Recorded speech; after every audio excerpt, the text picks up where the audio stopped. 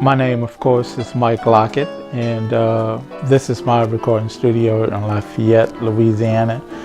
And basically what we do here, this is kind of music mecca in the sense we were probably about 130 miles southwest of New Orleans.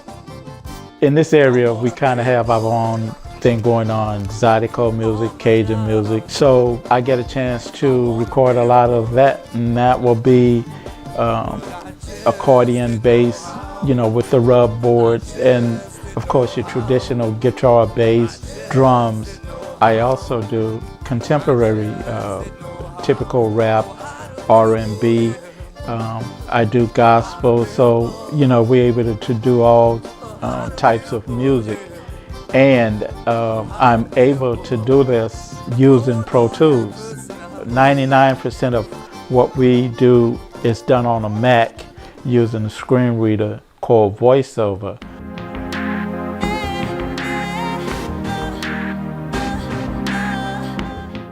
VoiceOver describes what's on the screen at the time. Interactive. Insert selector 8. Menu. Plugin I/O. Plugin each dynamics. So we are able to manipulate the mounts with VoiceOver commands to get to different parameters, click different buttons on the screen, just as someone else will be looking at it, clicking those buttons.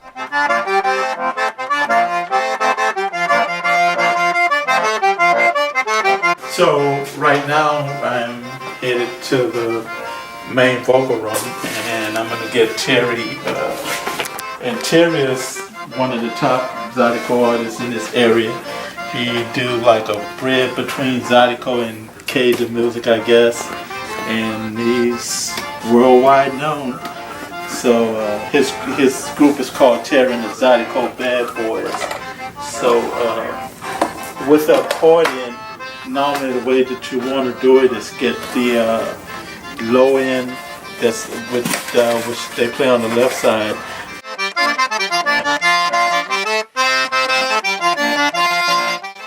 With the accordion, normally I like to use 2 ribbon mics on it, and this is the famous Bear, and this will get the right hand side of the accordion, like so, and I'll get some cables to plug it in.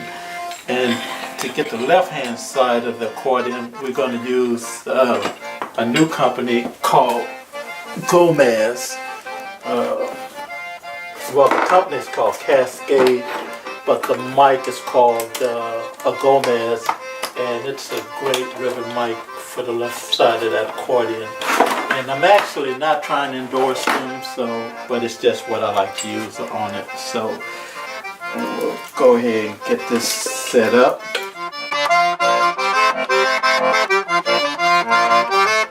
So yeah, being visually impaired, the goal is to, the experience in recording someone is make sure that experience for them is not anything out of the ordinary, because you don't want to, break up their creative flow by you taking longer than you should to get to a certain point.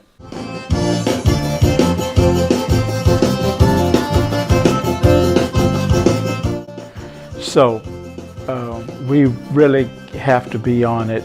There's different variables to what we have to be able to do, and it has to be done as normal as anyone else who has a studio.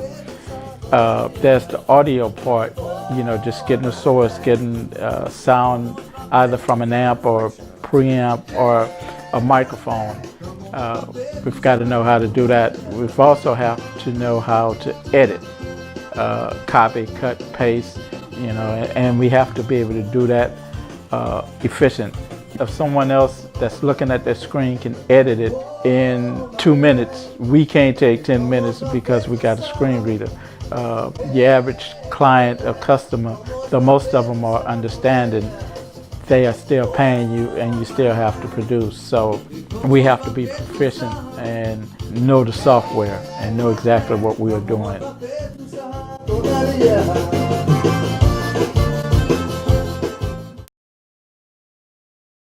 Yeah, so, and basically at the studio, I did wire every wire in here up. Um, and so sometimes there's a patch bay problem.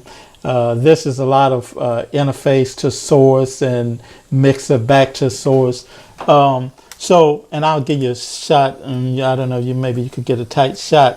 What I do, each one of these cables, I will label them with a braille label, right?